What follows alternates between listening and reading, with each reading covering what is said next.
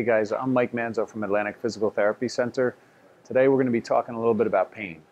Pain stinks, right? We all hate pain. But as we've learned more about pain, we start to realize that pain really is our friend as a clinician and as a person dealing with pain. If we didn't have pain, we would destroy ourselves. We'd be walking on hot ground and burning your feet. Pain is protective for our body. And when pain becomes a problem is when things that shouldn't be painful become painful.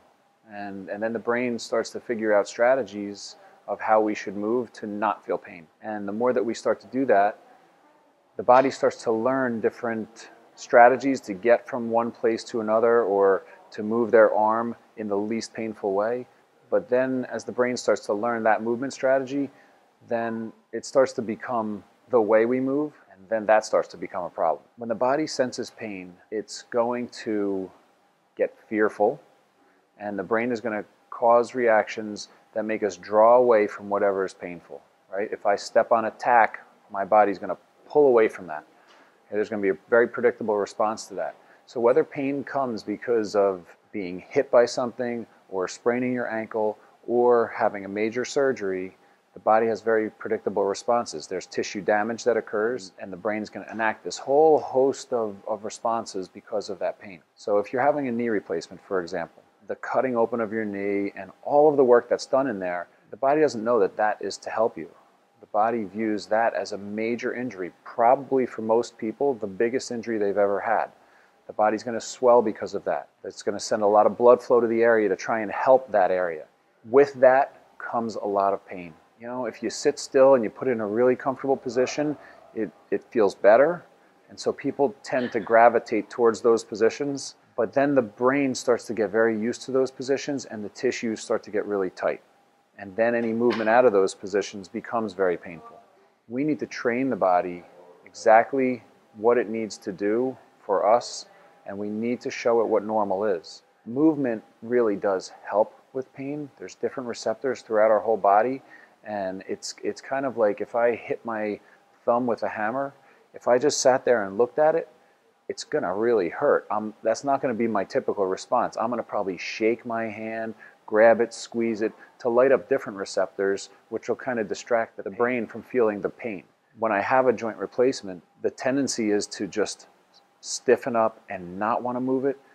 The sooner you start moving it and moving it normally, number one, those other receptors start to light up, and it starts to kind of distract the brain from the protective response. But as you start to move through those initial ranges of motion, you start to load those tissues, then the brain starts to realize that it's not really a threatening thing to move your leg. It's not really a threatening activity to bear weight on it, and it starts to take down the guard. So then the body goes from that state of hyper guarding, and it starts to kind of relax a little bit. But the only way to get to that more relaxed movement is to do the movement. Putting it initially into positions that are painful trains the body that those positions are not damaging. And then the brain starts to take that guard down and starts to relax again. As physical therapists, we're starting to learn really different techniques about how to help the body get through the pain. And kind of when I went to PT school, it was taught to us that we just have to move people no matter what. And let's just get that motion.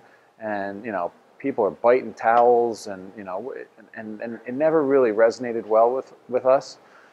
But these new techniques that we're employing are different ways to kind of help the body relax and help the patient feel less guarded so that they can allow their body to move into the positions that may be painful, rather than having the PT have to force the body into those positions against that patient's will, sort of. So that way the brain starts to learn that, okay, I'm going to relax my muscles that are guarding, and that's going to allow my joint to move, even though I know that it's painful.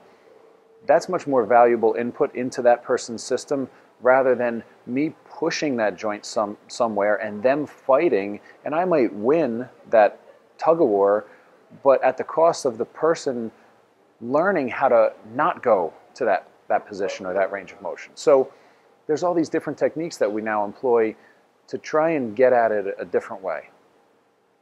As the body starts to reestablish more normal movement, the pain will go.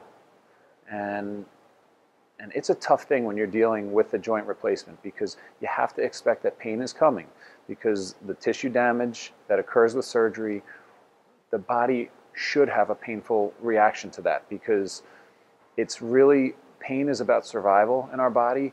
And if I came at you with a knife and cut you, you should draw away from that, and you should try and figure out strategies to not have that happen again. So that's really why your body reacts the way that it does. We just have to be able to help you guys through that process, and the sooner we can help you allow yourself to move into the positions where your joint needs to move, the sooner that joint's going to behave the way you want it to, and the sooner you're going to feel better.